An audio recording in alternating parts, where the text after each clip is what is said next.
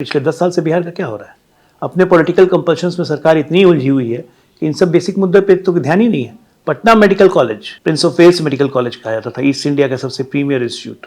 2002 से एक प्रोफेसर और असिस्टेंट प्रोफेसर की अपॉइंटमेंट नहीं हुई। कैसे मेडिकल छात्र निकल रहे होंगे वहां से, सोचिए डॉक्टर बन के। जरा एक सुई देना नहीं आता है। अब आप देखिए कि जब पॉलिटिकल अंडरस्टैंडिंग हो जाएगी कि फलाना जगह का चीफ मेरी जाति करेगा, जब हॉस्टल बटे रहेंगे स्टूडेंट्स के कि फॉरवर्ड हॉस्टल एक तरफ है, बैकवर्ड हॉस्टल, ये ऐसा आज भी है बिहार के अंदर? बिल्कुल है। जैसे यूपी में अभी इन्वेस्टर समिट हुआ था, आपको लगता है कभी बिहार में इन्वेस्टर समिट हो सकता है? कौन आएगा? इस जंगल राज को हटाने के लिए जनता दल यू पैदा हुई थी, आज उसी जंगल राज के साथ मिलकर आप सरकार चला रहे हैं। बल्कि जो जो लगा के बैठे हुए हैं वो सोच रहे हैं कि बुढ़िया बिस्तर पैक करो, चलो यहाँ से।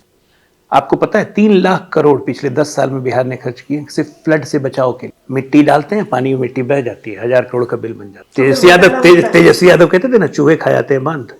आज उसी चूहों के साथ बैठ के सरकार चला रहे हैं। इतनी बार मैं कह चुका हूँ कि तेजस्वी को, नीतीश को हटा के तेजस्वी मुख्यमंत्री बन जाए, कम से कम सिंसियर मुख्यमंत्री तो रहेंगे। यंग है, ऊर्जावान है, कम से कम काम तो करेंगे, भले ही गलत काम हो। कि तेजस्वी को तो देखो सारा काम धाम छोड़ करके यूट्यूबर मनीष कश्यप के पीछे पड़ गए हैं। ये तो पूरी बिहार पुलिस जो है वो मनीष कश्यप के पीछे पड़ी हुई है। आपको क्या लग रहा है ये मामूली मामला था? तमिलनाडु सरकार पे आप सीधे आरोप लगा रहे हैं, और तमिलनाडु में बिहारियों पे अगर हिंसा हो जाती है और बिहारी अगर सही में मर जाते हैं उसमें, और वहां से लोग उनको भगाने लगते हैं, अगर एक रेशियल फाइट शुरू हो जाती, इसका डायमेंशन सोचिए कितना बड़ा था। नमस्कार, मैं अर्चना तिवारी आप सभी का स्वागत करती हूँ द राजधर्म पर। आज राजधर्म पे मैं बिहार के मुद्दे पे बात करने आई हूँ। आप लोग सोशल मीडिया पे बहुत देख रहे होंगे, मनीष कश्यप एक यूट्यूबर का बहुत नाम हो रहा है। तो मैंने सोचा कि चलिए बिहार के मुद्दे पे चलते हैं और बिहार के किसी नेता को पकड़ते हैं, क्योंकि नेताओं को बड़ा टारगेट किया जा रहा है मनीष कश्यप जी की तरफ से। और बिहार की राजनीति कहिए, बिहार की स्थिति को कहिए, बड़ा पॉइंट आउट जो है वो मनीष कश्यप जी के द्वारा जो है वो किया जा रहा है। तो मैंने सोचा कि चलिए किसी बिहार के दिग्गज नेता को पकड़ते हैं और उनसे थोड़ा बिहार के बारे में हम लोग जानने का, समझने का प्रयास करते हैं कि आखिर बिहारी मजदूर और जो बिहारी हैं वो दूसरे प्रदेशों में जाकर के मजदूरी के अगर लिहाज से देखें तो बड़ा उत्तम, बहुत ही अच्छा माना जाता है, लेकिन वहीं गाली के तौर पे भी बिहारियों को बहुत जगह प्रयोग किया जाता है।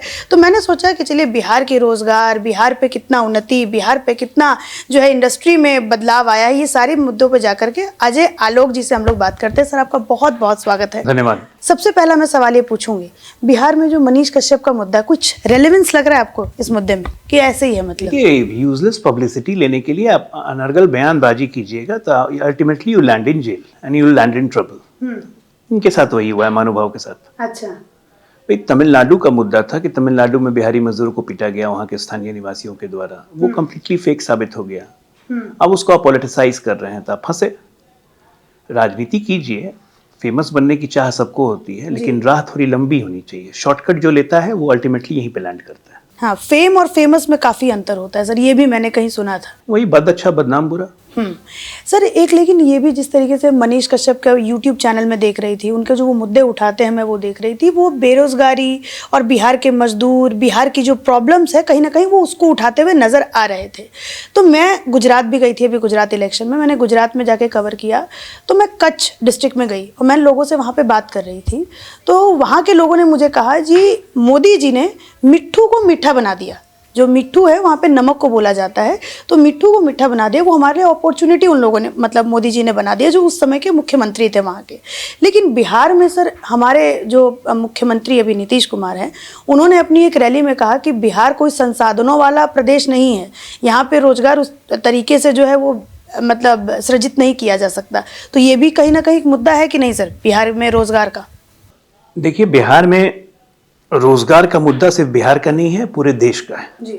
और इससे बिहार अछूता नहीं है। जहां तक रही मजदूर और मजदूरी की बात, पढ़ाई और पढ़ाई करने की बात, बिहार दोनों क्राइटेरिया आप एक्सट्रीम सेंस देखिए कि कोई मजदूरी करने अगर दूसरे राज्य में जा रहा है जी, तो इसका मतलब कि उसकी आर्थिक स्थिति ठीक नहीं है और उसके वहाँ उसके घर की ऐसी कंडीशन और घर के आसपास ऐसा वातावरण नहीं है कि उसे उतना ही कमाने का अवसर मिले जी। ये तो सच्चाई होगी। इसी कारण मजदूर पलायन करता है। तो ये हो गई विषम आर्थिक परिस्थिति के कारण कोई मजदूर पलायन कर रहा है। दूसरी आ जाइए बिहारी टैलेंट। आज की तारीख में ब्यूरोक्रेसी में या आईटी में या मेडिकल में लगभग 20 से 25% बिहारी छात्र हैं। बिल्कुल। केंद्र सरकार के IAS IPS या देख लीजिए या किसी राज्यों में देख लीजिए तो औसतन बिहारी पॉपुलेशन इज अराउंड 20%। तो दैट मीन्स कि ये हो गया आपका टॉप लेवल इंटेलेक्चुअल ब्रेन। ये टॉप लेवल इंटेलेक्चुअल ब्रेन भी बिहार से निकल रहा है जी। लेकिन ये भी पलायन कर रहा है। काहे के लिए? पढ़ाई के लिए, स्कूलिंग के लिए, या तो दिल्ली बॉम्बे या कहीं, या कॉलेजिंग के लिए दिल्ली बॉम्बे या कहीं भी, अगर मेडिकल में हो गया, इंजीनियरिंग में हो गया तो अपने अपने इंस्टीट्यूट में। ये क्यों निकल रहे हैं भाई? ये तो आर्थिक स्थिति से संपन्न भी हैं, लेकिन ये क्यों निकल रहे हैं?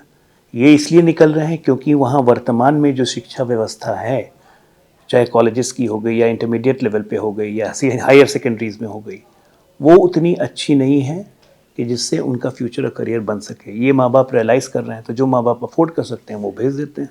इसको भी आप पलायन कहिएगा, शिक्षा पलायन। तो बिहार में दोनों परिस्थिति है, और ये दोनों परिस्थिति के लिए कोई एक चीज़ जिम्मेदार नहीं है। 70 के दशक से जो गिराव शुरू हुआ, ये निरंतर जारी है और आज तक जारी है। इसका सबसे बड़ा कारण क्या है? बिल्कुल राजनेताओं को मानना चाहिए, राजनीतिक दलों को मानना चाहिए सर, मैं इसका कहूंगा सबसे बड़ा कि कारण social condition and political condition दोनों है इसके जिम्मेदार है। इमरजेंसी के बाद से जिस तरह से पॉलिटिकल चर्निंग हुई वहाँ पर, और जिस तरह से वहाँ पे समाजवादी मेंटालिटी और कांग्रेस मेंटालिटी और इस तरह से मेंटालिटी लोग निकले, तो राजनीति में उलझ के रह गए। सरकार आती है तो सरकार का मेन फोकस तो हो जाता है रोड, बिजली, पानी। आप सोचिए आज की तारीख में अगर हम रोड, बिजली, पानी जैसे मुद्दों पर बिहार में पीठ ठोक रहे हैं कि हमने गांव में रोड बना दी है, हमने हर जगह बिजली पहुंचा दी, हम नल का जल भेज रहे हैं, तो आप सोचिए शिक्षा उक्षा कोई कहाँ देखेगा, आर्थिक संपन्नता कोई कहाँ देखेगा? ये सब तो वो देखता है जो ऑलरेडी इन चीज़ को एक्सपीरियंस कर चुका है। वहाँ पे तो लोगों का दिक्कत है कि बाकी सब चीज़ों के लिए सरकार का भी फोकस नहीं रहता है। अपने पॉलिटिकल कंपल्शंस में सरकार इस तरह, पिछले 10 साल से बिहार का क्या हो रहा है, अपने पॉलिटिकल कंपल्शंस में सरकार इतनी उलझी हुई है कि इन सब बेसिक मुद्दों पर तो ध्यान ही नहीं है। Patna medical college, prince of Wales medical college कहा जाता था, ईस्ट इंडिया का सबसे प्रीमियर इंस्टीट्यूट, 2002 से एक प्रोफेसर और असिस्टेंट प्रोफेसर की अपॉइंटमेंट नहीं हुई। कैसे मेडिकल छात्र निकल रहे होंगे वहां से, सोचिए डॉक्टर बन के, जरा जस्ट इमेजिन। एक प्रोफेसर की सर भर्ती नहीं हुई वहां पर, भर्ती नहीं हुई 2002 से 21 साल हो गए। और वहां से MBBS हर साल निकलते हैं 100 स्टूडेंट्स। कैसे डॉक्टर निकल रहे हैं वहां से? क्योंकि मैं डॉक्टर हूं इसलिए मैं कह रहा हूँ। वो डॉक्टर जब यहाँ दिल्ली में आता है तो, या कहीं और जाता है, तो उसको 1 साल खाली प्रैक्टिस करवाते हैं काम सिखाने की, एक सुई देना नहीं आता है एक इंटर्न को। कहाँ से आएगा? ये हालत है, ये व्यवस्था है। और पीठ ठोकी जा रही है कि हम मेडिकल कॉलेज खोल रहे हैं। अरे आप हार्डवेयर खोल रहे हैं, सॉफ्टवेयर नदारद है, शिक्षक है ही नहीं, तो पढ़ाएगा कौन मेडिकल कॉलेज में? बिल्डिंग्स पढ़ाएंगी या दीवार पढ़ाएगा या जमीन पढ़ाएगी? ये situation. AIIMS Patna 35% vacancies teachers की और डॉक्टर्स की खाली है। अच्छा सर, और केंद्र सरकार कहती है कि इतने सारे एम्स खुल चुके हैं कि हमें शिक्षक मिल ही नहीं रहे जिस क्राइटेरिया के हम शिक्षक चाहते हैं। कहाँ से मिलेंगे? ये बेसिक प्रॉब्लम है, नॉट लिमिटेड टू स्टेट। ये केंद्र और राज्य दोनों की बेसिक प्रॉब्लम है। सर आप जेडीयू के पूर्व नेता भी रहे, तो मैं आपसे ये बात पूछना चाहती हूँ, क्योंकि बिहार की मैं भी रहने वाली हूँ, पटना की मैं रहने वाली हूँ, तो वहाँ की जो जनता है, आज भी मैं ये सुनती हूँ कि जातिवाद पे वोट होता है। जैसे मेरे गांव का प्रधानी का अगर चुनाव होता है तो कहा जाता है कि अच्छा दुबे जी हमारी जात के हैं तो हम उनको वोट जाके देंगे। तो क्या ये एक बहुत बड़ा कारण है कि बिहार मतलब अभी तक पीछे जो है इन सब मुद्दों में? आप कह रहे हैं कि बेसिक स्ट्रक्चर ये वहाँ पे तैयार नहीं हो रहा है, ये एक बहुत बड़ा कारण है? निश्चित रूप से ये बहुत बड़ा कारण है। अब आप देखिए कि जब पॉलिटिकल अंडरस्टैंडिंग हो जाएगी कि फलाना जगह का चीफ मेरी जाति का रहेगा, जब हॉस्टल बटे रहेंगे स्टूडेंट्स के कि फॉरवर्ड हॉस्टल एक तरफ है, बैकवर्ड हॉस्टल, ये ऐसा आज भी है बिहार के अंदर? बिल्कुल है। जब सिपाहियों के बैरक्स पटना पुलिस लाइन में बटे हुए हैं कि राजपूत बैरक इधर है, पिछड़ा बैरक ये है, कोयरी बैरक ये है, शेड्यूल कास्ट बैरक ये है, जब पुलिस लाइन बटा हुआ है, हर जगह बटा हुआ है, तो सच्चाई है ना। ये सच्चाई इसलिए है क्योंकि टॉप लेवल से इसको खत्म करने की कोशिश, ईमानदार प्रयास कभी नहीं किया गया। और इसमें भाषण के लिए ठीक है, नीतीश तेजस्वी सब हैं। भाषण के लिए ठीक है कि हम जाति मिटाना चाहते हैं, लेकिन सच्चाई है कि जाति को बढ़ाना देते जाते हैं, कोई मिटाना उठाना नहीं चाहते हैं। सर आपने बतौर राजनेता ये कभी कोशिश किया कि मैं राजनीति मतलब अपनी राजनीति में कम से कम मैं जाति को ना लेके आऊं? मैंने तो कोशिश की। कैसे सर? हमेशा कोशिश की कि जाति के हिसाब से नहीं, मेरिट के हिसाब से प्रमोशन किया जाए। कई बार सक्सेसफुल हुआ, कई बार रोक दिया गया। ये सच्चाई है, ये आप भाग नहीं सकते इससे। जाति सच्चाई है, इसको लेके चलना, आप इसी में रास्ता निकालना है।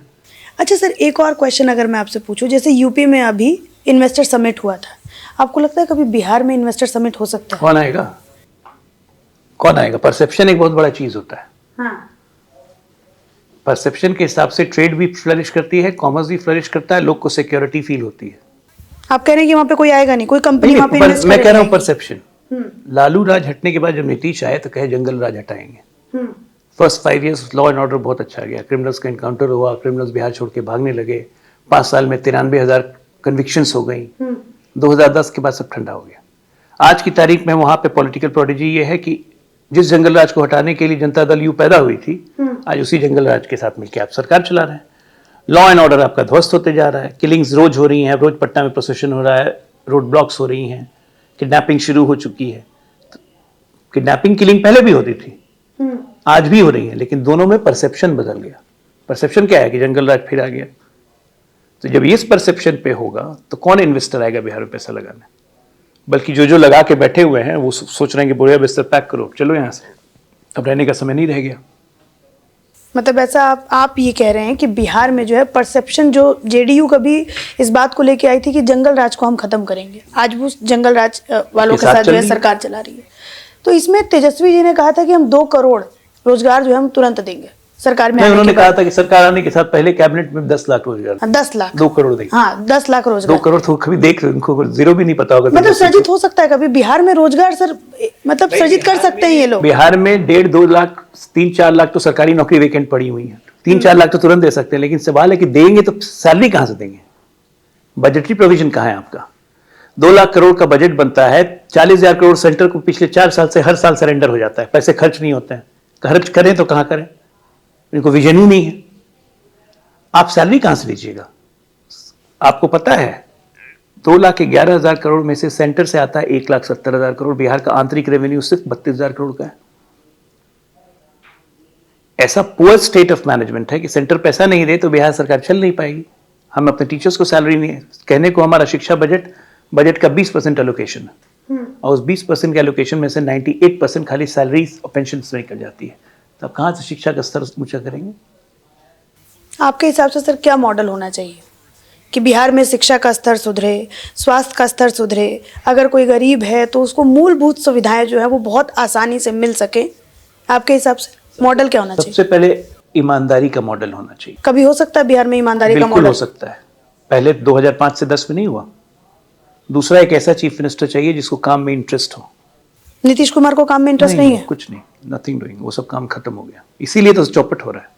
हम तो कितनी बार कह चुके हैं, उससे अच्छा है कि तेजस्वी ही बन जाए, कम से कम कुछ नहीं से कुछ तो आएगा। Nitish Kumar has lost it. अब उनको ना काम में इंटरेस्ट है, ना सरकार चलाने में इंटरेस्ट है, बस मुख्यमंत्री बने हुए हैं, सिस्टम चल रहा है, कोई सुधार नहीं है। आप ये सोचिए कि बिहार में तो सारी समस्या खत्म हो गई। मुख्यमंत्री के हिसाब से कोई समस्या ही नहीं, बिहार उन्नत स्टेट है। तो इसलिए सीएम यात्रा पे निकलते हैं 27 दिन के लिए कि हम जाके लोगों की परेशानी पूछ रहे हैं। परेशानी आप कब पूछते हैं? आप अपने घर में बैठे हुए हैं, कोई आके आपसे परेशानी पूछेगा कि क्या परेशानी है भाई, वो तब ना पूछने आएगा जब आप आराम से हो। या आप लगातार परेशान हो तो परेशानी किससे पूछने जा रहे थे? अफसर से। जनता से मिलना नहीं था, लेकिन अफसरों से परेशानी पूछने जा रहे हैं। वो तो काम पट्टा में भी हो सकता था। तो भागने का मन है, टूरिज्म का मन है, काम नहीं करने का मन है तो 10 बहाने। मतलब आप कह रहे हैं कि राहुल गांधी के नक्शे कदम पे वो चल रहे हैं, जो मतलब कहती है बीजेपी कहती है कि राहुल गांधी घूमने चले जाते हैं, वही आप कह रहे हैं कि नीतीश जी 27 दिनों की यात्रा पे निकल गए। भाई राहुल गांधी तो फिर भी थोड़ा बहुत काम वाम कर लेते हैं, है ना, थोड़ा कैम्ब्रिज में जाके बोल लेते हैं, कोई बुला लेता है, थोड़ा कर्नाटक चले जाते हैं। ये तो बिहारी में घूमते रहते हैं, टाइम पास करते रहते हैं। जब कम राहुल गांधी जनता से मिल लेते हैं, ये तो जनता से भी नहीं मिलते हैं। अफसरों से मिलना है तो भाई सीएम हाउस बुला लीजिए ना। सीएम आप क्यों बने? करोड़ों का खर्च करके यात्रा और उस पर काम धंधा कुछ नहीं, और ऐसी फूहड़ बातें बोलते हैं जिसका कोई हिसाब नहीं है। मॉडल क्या होगा सर? बिहार को बदलने का क्या मॉडल आपकी तरफ से अगर मैं पूछूं? बिहार को बदलने के लिए सबसे जरूरी है ईमानदार मॉडल। एक ईमानदारी का मॉडल चाहिए। एक ऐसा शासक प्रशासक चाहिए जो कम से कम लगातार हर सेक्टर को चुन चुन के उसमें घुसा रहे, सही आदमी सही जगह पे रहे, जिसमें एग्जीक्यूशन करने की ताकत हो। पॉलिसी बनाने से ज़्यादा जरूरी होता है कि पॉलिसी को आप एग्जीक्यूट कैसे करो। वहाँ तो पॉलिसी ही नहीं है, एग्जीक्यूशन तो बहुत दूर की बात है। सर जैसा मैंने अभी अपने इंट्रो में कहा और आपसे मैंने एक क्वेश्चन भी मतलब किया कि मैं जब कच्छ गई तो वहाँ पे मुझे लोगों ने बताया कि उस समय के मुख्यमंत्री आपके नरेंद्र मोदी जी थे गुजरात के, तो उन्होंने मिट्ठू को मिठा बना दिया। मतलब नमक को उन्होंने अपॉर्चुनिटी में रण ऑफ कच्छ को जो है उन्होंने तब्दील कर दिया। और हमारे यहाँ के जो मुख्यमंत्री है वो कहते हैं कि संसाधन नहीं है। तो कहाँ फ़र्क देखते हैं सर नेताओं में? नेताओं के अप्रोच में फर्क देखता हूँ। नेताओं के अप्रोच में फर्क देखता हूँ कि अपॉर्चुनिटी कैसे निकाली जाती है और अपॉर्चुनिटी को यूटिलाइज कैसे किया जाता है। इस अप्रोच में फर्क देखता हूँ। बिहार में ऐसा नहीं है कि अपॉर्चुनिटी नहीं है, एक स्ट्रॉन्ग पॉलिटिकल विल नहीं है और ओवर एम्बिशियस है लोग। उस ओवर एम्बिशन के चक्कर में जो एग्जिस्टिंग है उसको भूल जा रहा है। कच्छ में जहां कोई नहीं जाता था वहां 320 किलोमीटर लंबी पाइप लाके वहां पे आज खेती हो रही है जी। उस कच्छ के रेगिस्तान में कोई नहीं जाता था, आज वहां से गुजरात सरकार को साल का 1000 करोड़ का रेवेन्यू आ रहा है उजला बालू बेच के। मोदी जी कहते हैं मैंने उजला बालू विश्व को बेच दिया जी। उनका फेमस डायलॉग था। हाँ। कि जहां कोई आता नहीं था देखने के लिए भी, आज उसको देखने के लिए पूरे विश्व से लोग आ रहे हैं, मैंने उजला बालू बेच दिया। तो ये विजन है। टेंट सिटी लगा के, एक टेंट सिटी, क्या बिहार में टेंट सिटी लगाने की जगह नहीं है? दर्जनों ऐसे जगह हैं, लेकिन कभी डेवलप नहीं करेंगे। हमारे यहाँ रिवर बेड का दियारा का कम से कम हजार किलोमीटर वेस्ट लैंड पड़ा हुआ है, क्या उस पर सोलर एनर्जी नहीं उगाई जा सकती है? सोलर प्लांट्स नहीं लगाए जा सकते हैं? नहीं लगेगा। विजन नहीं है, वो विजन इंप्लीमेंट करने का जज्बा नहीं है। आपको पता है 3 लाख करोड़ पिछले 10 साल में बिहार ने खर्च किए सिर्फ फ्लड से बचाव के लिए। मिट्टी डालते हैं, पानी में मिट्टी बह जाती है, 1000 करोड़ का बिल बन जाता है। तेजस्वी यादव कहते थे ना, चूहे खा जाते हैं बांध। आज उसी चूहों के साथ बैठ के सरकार चलाने, तो कहां से कुछ होगा? आप 1 महीने पहले कहिएगा चूहे बांध खा जाते हैं, फिर उन्हीं चूहों के साथ बैठ के आप भी बांध बनाने लगी, तो बांध कभी बनेगा? कॉन्ट्रडिक्शंस दोनों तरफ है। तो जब तक इस तरह का लोग रहेंगे, ऐसे ऐसे लोगों को लोग चुनते रहेंगे, बिहार का यही हाल रहेगा। अच्छा सर, अगर मैं ये बात आपसे पूछूं कि पिछले 15 सालों में अगर हम ले 20 सालों का लगभग हम लोग लेते हैं, तो कितने जो इंडस्ट्री हैं वो बिहार में आई हैं और कितना रोजगार जो है बिहार में डेवलप हुआ है? 20 सालों का अगर हम आंकड़ा, सिर्फ 20 सालों का आंकड़ा लीजिए तो सिर्फ फूड प्रोसेसिंग इंडस्ट्रीज आई है। 1-2 साइकिल फैक्ट्री आई है, 1-2 सीमेंट फैक्ट्री आई है, और तो कुछ आया नहीं है। ये बेसिक इंग्रेडिएंट्स हैं। जो बियर फैक्ट्री बनी थी वो तो बंद ही हो गई शराबबंदी के बाद। हाँ, शराबबंदी, लेकिन काला बिकता है सर वहाँ पे, वो पता, ब्लैक में बिकता है सर वहाँ पे। अच्छा, आपको पता है? हाँ, मैं गई थी ना वहाँ पे सर, बिहार इलेक्शन में मैं गई थी, तो वहाँ पे बोल रहे थे कि मिलता है वहाँ पे। तो आप स्टोरी कर लेती, मंगवा के ऑर्डर करती, मंगवा के फिर उसको दिखाती। मैंने किया सर स्टोरी, मैंने भी किया, ललन टॉप के सौरभ द्विवेदी जी हैं, उन्होंने भी ये स्टोरी किया है। वो सब स्टोरी चलती रहती है। हाँ। तो बिहार में इंडस्ट्रियल क्लाइमेट इसलिए नहीं है क्योंकि पॉलिटिकल अनसर्टेनिटी थी। 2015 से वो ये पॉलिटिकल अनसर्टेनिटी चल रही है। जब राजनीति में बानर कल्चर एक्टिव हो जाए ना, कि इधर से उछल के इस कुर्सी पे, फिर उस कुर्सी से उछल के इस कुर्सी पे, तो इसको बानर कल्चर कहते हैं। तो जब बानर कल्चर इफेक्टिव हो जाए तो प्रोग्रेस नहीं होता है, फिर बानर की तरह कूदते रहिए, उधर इधर उधर इधर, ये चलेगा। आप कभी बानर कल्चर में जाएंगे कि नहीं सर? इसलिए तो निकल गया मैं। लेकिन कयास ये लगा दे रहे हैं कि आपके कुछ मतलब बीजेपी से तार जुड़ते हुए नजर आ रहे हैं, आप थोड़ा बीजेपी की तरफ आ रहे हैं।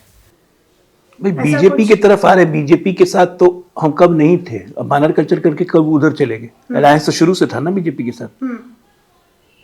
मैं अपनी विचारधारा की बात करता हूँ। अगर इस विचारधारा में कोई पार्टी मेरे से नजदीक में आती है तो उसमें हर्ज क्या है? मैंने बीजेपी भी ज्वाइन नहीं की है, शायद भविष्य में करूंगा नहीं करूंगा, कोई सर्टेन नहीं है। लेकिन बानर कल्चर लेके आप राजनीति नहीं कर सकते हैं कि आज आप इधर रही हैं। विचारधारा का मतलब क्या हुआ? 180 डिग्री। आप लेफ्टिस्ट हैं तो कल आप कैपिटलिस्ट हो जाइएगा, और कल कैपिटलिस्ट हैं तो फिर आप लेफ्टिस्ट हो जाइएगा। आपको लगता है कि जनता बेवकूफ़ है, आपको मानते चलेगी। अच्छा सर, ये जो अभी सोशल मीडिया पे मनीष कश्यप का मुद्दा बड़ा चल रहा है, तो क्या लगता है इससे कोई राजनीति में, क्या मैं देख रही हूँ फैंस बहुत आ रहे हैं, कोई भी वीडियो जा रहा है तो वो 1 मिलियन, मतलब 10 लाख, 15 लाख ऐसे लोग जो हैं उस मनीष कश्यप के वीडियो पे देख ही रहे हैं। मतलब ये मैं नोटिस कर रही हूँ। तो क्या लगता है फैन बेस में, तेजस्वी जी के फैन बेस में कोई असर पड़ेगा क्या ये मनीष कश्यप या फिर ऐसे मुद्दों की वजह से? वही दोनों का अलग अलग फेस, अलग अलग चेहरा है। मनीष कश्यप को जितनी पब्लिसिटी मिलनी थी मिल गई, तेजस्वी यादव को पब्लिसिटी मिल रही है, किसी के फैन बेस में कोई कमी नहीं होने जा रही है।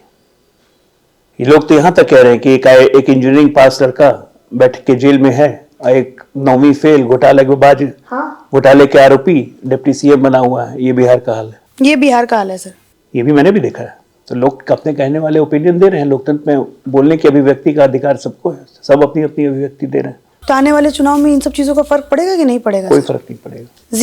जीरो रेलेवेंस है। जीरो रेलेवेंस है। आने वाले चुनाव में सिर्फ एक चीज का फर्क पड़ने जा रहा है, बहुत मजबूती से। बानर कल्चर को लोग रिफ्यूज करने जा रहे हैं। स्ट्रेट अवे लड़ाई आरजेडी और बीजेपी में होगी। एक पार्टी डेसिमेट हो जाएगी, दैट इज जेडीयू। अस्तित्व नहीं बचेगा। जेडीयू खत्म, आरजेडी और बीजेपी की वर्चस्व की लड़ाई फिर बिहार के अंदर होगी। तो बिहार को अगर मैं सर आपसे पूछूं तो अभी जितने भी स्टेट हैं, अगर मैं आपसे सीधा सीधा पूछती हूं तो वहाँ पे सीएम्स हैं, वहाँ पे मुख्यमंत्री हैं। आपको क्या लगता है बिहार को कैसे मुख्यमंत्री चेहरे की ज़रूरत अभी फिलहाल है? बिहार को किसी मुख्यमंत्री चेहरे की जरूरत नहीं है, बिहार को एक सिंसियर मुख्यमंत्री चाहिए। हाँ, वही सिंसियर मुख्यमंत्री। आपको क्या लगता है कौन सा एक मतलब? सिंसियर मुख्यमंत्री, किसी भी पार्टी की सरकार बने, एक सिंसियर मुख्यमंत्री। मैं कितनी बार मैं कह चुका हूँ कि तेजस्वी को, नीतीश को हटा के तेजस्वी मुख्यमंत्री बन जाए, कम से कम सिंसियर मुख्यमंत्री तो रहेंगे। यंग है, ऊर्जावान है, कम से कम काम तो करेंगे, भले ही गलत काम हो। मैं गलत में ही पॉजिटिव ढूंढता हूँ। भाई आदमी 100 काम करेगा तो 10 काम तो अच्छे करेगा, 90 काम चलिए गलत करे। घोटालेबाजी है, 90 गलत करेंगे, 10 तो अच्छा होगा क्योंकि कुछ करेंगे। यहां तो एक भी काम हो ही नहीं रहा है, तो क्या अच्छा क्या बुरा। लेकिन सर फिर ये लोग कहने लगेंगे कि तेजस्वी को तो देखो सारा काम धाम छोड़ करके यूट्यूबर मनीष कश्यप के पीछे पड़ गए हैं। ये तो पूरी बिहार पुलिस जो है वो मनीष कश्यप के पीछे पड़ी हुई है। आपको क्या लग रहा है ये मामूली मामला था? तमिलनाडु सरकार पे आप सीधे सीधे आरोप लगा रहे हैं, और तमिलनाडु में बिहारियों पे अगर हिंसा हो जाती है और बिहारी अगर सही में मर जाते हैं उसमें, और वहां से लोग उनको भगाने लगते हैं, अगर एक रेशियल फाइट शुरू हो जाती, इसका डायमेंशन सोचिए कितना बड़ा था। कोई भी इस तरह के सीरियस एलिगेशंस लगाने के पहले जब तक आपके पास कॉन्क्रीट प्रूफ नहीं हो, तो आपकी मंशा क्या थी ये वीडियो जारी करके? आपने ये फर्जी वीडियो बनाया क्यों? आपकी मंशा थी ना कि कहीं ना कहीं स्टेट का रिलेशन बिगड़े। आपकी मंशा थी कि लोगों में तनाव बढ़े, लोगों में आक्रोश आए। आपकी मंशा थी कि आप सरकार को बदनाम कर रहे हैं, दोनों सरकारों को। तो इस तरह की हरकतें अगर आप करेंगे तो ये कहीं से समाज के लिए ठीक नहीं है। ठीक है, मेरी राजनीतिक मैं विरोध में रहता हूँ तेजस्वी यादव के और उसके नीतीश कुमार के सरकार के विरोध में हूँ मैं राजनीतिक तौर पे पूरी तरह से, लेकिन इसका मतलब ये नहीं कि मैं मनीष कश्यप को जस्टिफाई कर दूँ। उन्होंने भले ही उस सरकार को बदनाम करने के लिए जारी किया, लेकिन ये पूर्णतः गलत है, ये नहीं होना चाहिए। आप सरकार को असली मुद्दों पे बोलिए ना, जो गलती कर रहे हैं वो बोलिए, जो काम नहीं कर रहे हैं वो बोलिए, जो लॉलेसनेस स्टेट में हो गया है उस पर बोलिए, मर्डर हो रहे हैं उस पर बोलिए। आप शिक्षक का अपॉइंटमेंट नहीं कर रहे हैं, कहाँ आप बोलते थे कि आते के साथ पहली कैबिनेट से हम 10 लाख नौकरी देंगे। आप उनके फेलियर्स गिनाइए, लेकिन ये झूठा वीडियो, झूठा प्रचार ये नहीं करना चाहिए। ऐसे ऐसे लोगों को लिए सबक होना चाहिए कि ये काम नहीं करना है। सोशल मीडिया पे इस तरीके का, सोशल मीडिया तो एक अननेसेसरी अनवांटेड डेविल है ना, जिसको जो मनाता है बहती गंगा में हाथ धो लो। Unfortunately we can not check it. अब बाद में जब कार्रवाई होती है, पुलिस कार्रवाई करने लगती है, साइबर सेल कार्रवाई करने लगता है, तो बाप बाप करने लगते हैं सब। लेकिन सवाल है कितनी कार्रवाई करेंगे? जब तक एक कार्रवाई करेंगे तब तक 500 ऐसे कंटेंट और डाल जाएंगे। हाँ, बहुत सारे कंटेंट डाल रहे हैं। ये अनवांटेड डेविल है, you can not stop it.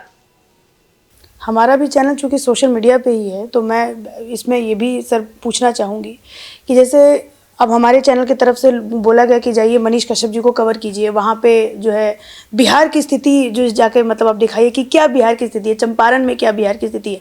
तो अगर वो कवर करने जाते तो वो भी गलत होगा सर, अगर देखा जाए। अभी तो जेल जाना पड़ेगा ना कवर करने के लिए। अच्छा, ऐसा होगा कि मतलब अगर राजधर्म की टीम वहाँ पे जाती है तो वहाँ पे जेल जाना पड़ सकता है? नहीं, अभी तो आपको मनीष कश्यप जेल में है ना, बेल नहीं मिली है। तो वहाँ के लोगों का अगर सेंटिमेंट्स दिखाना है तो वो कवर कीजिए ना आराम से, उसमें कौन दिक्कत है। और वहाँ पे तो लोग सर बोल रहे हैं कि तेजस्वी अगले चुनाव में तेजस्वी वर्सेस मनीष भैया होगा। ये सेंटिमेंट सर बिहार के लोगों में है। किस बिहार के लोगों की आप बात करें ये सेंटिमेंट से? फिर मैं कह रहा हूं कि सोशल मीडिया वही 100 आदमी मिलजुल के 500 नाम से कंटेंट चलाते रहते हैं, उसमें मनीष कश्यप वैसे तेजस्वी भैया आ गए। अरे राजनीति के बच्चों का खेल है। जनता में क्रेडिबिलिटी क्या है भाई? आप कहते हैं सबसे बड़े यूट्यूबर थे, यूट्यूब से करोड़ों रुपए कमा रहे थे, अकाउंट में कितने पैसे मिले? 43 लाख सर। 3 अकाउंट में 43 लाख, करोड़ कहाँ गया? अब उसकी भी जांच हो रही है, इकोनॉमिक ऑफेंसिंग कर रहा है कि 43 लाख भी कहाँ से आए। तो पता चला कोई संपत्ति भी बेची हुई है, उससे भी पैसे आए। तो यूट्यूब से पैसा कहाँ गया? फिर सर लोग पता है क्या पूछेंगे?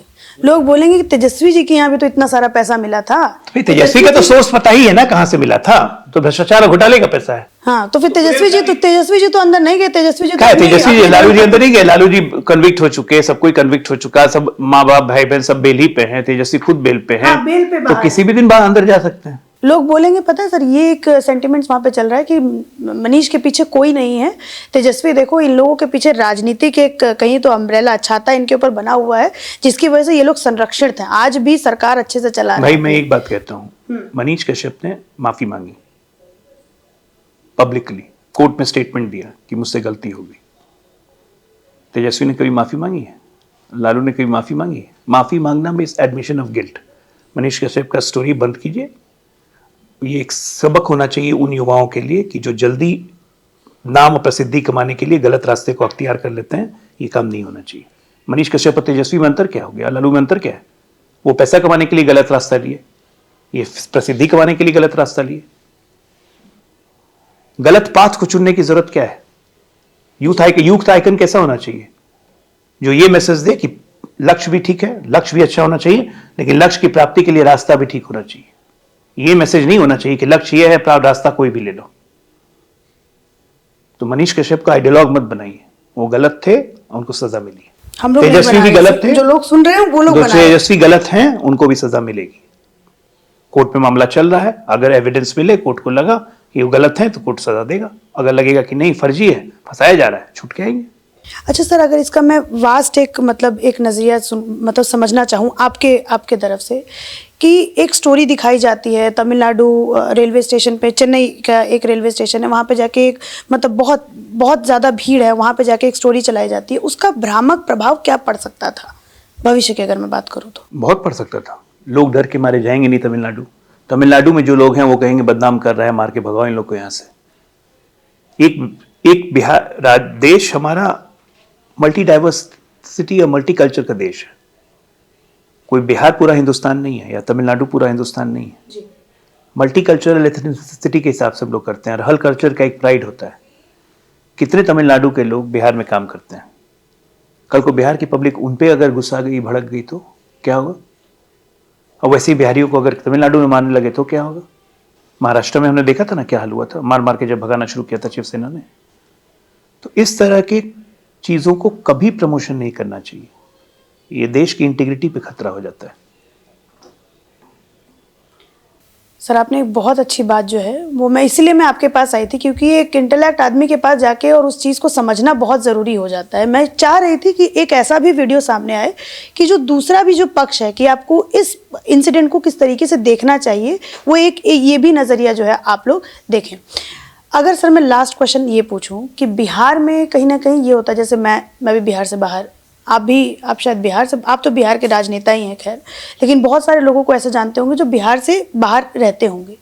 तो आगे आने वाले समय में क्या ऐसे कुछ चेंजेस आ सकते हैं कि बिहार के लोग बिहार में ही रहें, उनको बिहार से बाहर ना जाना पड़े आने वाले कितने सालों में? ऐसा है कि बिहार से बाहर लोग रह रहे हैं अपनी इच्छा से, कोई बाई फोर्स या कंपल्शन नहीं रह रहा है। ऐसा नहीं है कि बिहार में रहने में आज डर है किसी को, ऐसा नहीं है। बिहार से बाहर जो भी रह रहे हैं अपनी इच्छा से रह रहे हैं। डर नहीं सर, मतलब एक कि हमारी दिल्ली में जीवन स्तर हमारा अच्छा हो जाएगा। आज आप दिल्ली में रह रहे हैं, दिल्ली में 1 करोड़ के लगभग पूर्वांचली हैं। बिहार, गाजीपुर, बनारस अगर आप मिला दीजिए तो दिल्ली में आज विधानसभा में कम से कम 15 बिहारी होंगे, सारी पार्टियों को मिला दीजिए तो लोग रहते हैं अपनी इच्छा से, देश में कहीं भी रह सकते हैं। लेकिन बिहार का जो आधारभूत आप चेंजेस की बात कर रही हैं, वो जब तक एक सिंसियर गवर्नमेंट नहीं आएगी जिसका एक फोकस है कि हमको बिहार में सुधार लाना है, तब तक नहीं होगा। पॉलिटिकल स्टेबिलिटी जब तक नहीं रहेगी तब तक नहीं होगा। स्ट्रॉन्ग विल्ड गवर्नमेंट जब तक नहीं रहेगी कि लोग बहुत सारे डिसीजन नहीं ले पाते हैं कि मेरा ये वोटर गुस्सा आ जाएगा, यादव गुस्सा आ जाएगा, मुसलमान गुस्सा आ जाएगा, तेली गुस्सा आ जाएगा, फॉरवर्ड गुस्सा आ जाएगा। तो इस तरह का डिसीजन लेने के लिए स्ट्रॉन्ग पॉलिटिकल विल चाहिए। जब आपको वोट की चिंता नहीं करनी है, प्रदेश की चिंता करनी है। जब 13 करोड़ बिहारी की चिंता करेंगे तो सब काम होगा, लेकिन जहां 2 करोड़ की चिंता करेंगे तब काम नहीं होगा। अगर आप ये काम करेंगे कि जुम्मे में, रमजान के महीने में मुस्लिम कर्मचारी 1 घंटा पहले आए, 1 घंटा देर से आए और 1 घंटा पहले चला जाए, लेकिन छठ पर्व के दिन निबंधन कार्यक्रम की छुट्टियां रद्द कर दें, तो ऐसे काम नहीं चलेगा। तुष्टीकरण नहीं होना चाहिए, समानता से चलिए ना। तो ऐसी सरकार चाहिए। और यूपी में क्या ऐसी सरकार है सर अभी? बिल्कुल है, जो अपनी 22 करोड़ की जनता का फिक्र करती है, मतलब कुछ जो तुष्टीकरण की राजनीति नहीं करी, वैसी सरकार हमें बिहार में चाहिए। मैं बस दूसरे तरीके से इसको देखता हूँ। आप ये बताइए, यूपी में 6 साल से योगी जी हैं, दंगे हुए क्या? एक भी आप तो कवर करती हैं। नहीं, क्यों नहीं हुए? और इसको लोगों ने प्रेस भी कभी सोचा कि क्यों नहीं हुए? क्यों नहीं हुए? डरा दिया क्या हिंदुओं को, या डरा दिया मुसलमानों को? क्यों नहीं हुए दंगे? सोचिए जब, क्योंकि हिंदू मुसलमान दोनों के वो एलिमेंट जो दंगे करवाते थे उनको पकड़ के जेल में बंद कर दिया, चाहे हिंदू हो या मुसलमान हो। दंगे इसलिए नहीं होते। मुजफ्फरनगर क्यों इतना पीसफुल है? मेरठ क्यों पीसफुल हो गया? क्यों नहीं अब रामनवमी के जुलूस पे कोई डंडा फेंक देता है? क्योंकि जो फेंकने वाले थे वो जेल में। ये होता है लॉ एंड ऑर्डर। शासन और प्रशासन का बैक साइड में भय होना बहुत जरूरी है कि हम गलत करेंगे तो हम नहीं बचेंगे। ये फियर ऑफ इम्पैक्ट बिहार में 2005 से 10-12 तक था, इसलिए बिहार आगे बढ़ा। जीडीपी 10 के ऊपर गई, ग्रोथ रेट बढ़ी, रोड्स बन गए, बिजली आ गई, क्योंकि बैक ऑफ द माइंड लोगों को में फियर हो गया था कि अगर हम अब गलत करेंगे तो पुलिस नहीं छोड़ेगी, कोई राजनेता में बचा नहीं पाएगा। लेकिन 12-13 के बाद जब से वानर अंदर घुसा, जो कान में बोलता है जाके पीएम पीएम पीएम, उसके बाद सब कुछ समाप्त। उसके बाद सीएम बनने की इच्छा से पीएम बनने की चाह आ गई, इस वजह से जो है तो बिहार में बिहार का आप तो बेड़ा बिहारी गर्क है ना जी। कनगोजर तो जानती होंगी आप। हाँ जी। हाँ, तो एक पीएम नाम का कनगोजर है, वो घुस जाता है कान में। आजकल विपक्ष में 8-9 नेताओं के घुसा हुआ है, वो रोज रात में जाके बोलता है पीएम पीएम पीएम, गड़बड़ा जाता है आदमी। तो कैसे गड़बड़ी में फिर गड़बड़ी होती चली जाती है। तो आजकल हमारे देश में 4-5 लोग के कान में घुसा हुआ। सर आखिरी में मैं आपसे बस एक चाहूंगी कि आप जो भी बिहार से लोग वीडियो देख रहे हैं, पूर्वांचल से लोग वीडियो देख रहे हैं, उनको आप क्या संदेश देना चाहेंगे? वो अगर मैं आपसे बोलूं कैमरे की तरफ देख के सर, उनके लिए संदेश एक ही है, नेता चुनिए और ऐसा चुनिए कि जो आपके लिए, प्रदेश के लिए काम करे, अपने लिए काम नहीं करे। अरे जब घर में शादी जब करते हैं तो भी लड़का देख के लाते हैं ना कि पढ़ा लिखा है कि नहीं, काम हम करता है कि नहीं, कितना कमाता है। तो कम से कम नेता चुनते वक्त भी देख लीजिए कि नेता की योग्यता क्या है, बैकग्राउंड क्या है। क्योंकि सरकार पे सवाल करना, सरकार को गलत कहना सबसे आसान है, लेकिन वो सरकार आप चुनते हैं और गलत सरकार है तो ये आपकी चुनी हुई सरकार है, इसलिए जिम्मेदारी आपकी, आप भाग नहीं सकते। बहुत बहुत थैंक यू सर हमारे साथ जुड़ने के लिए।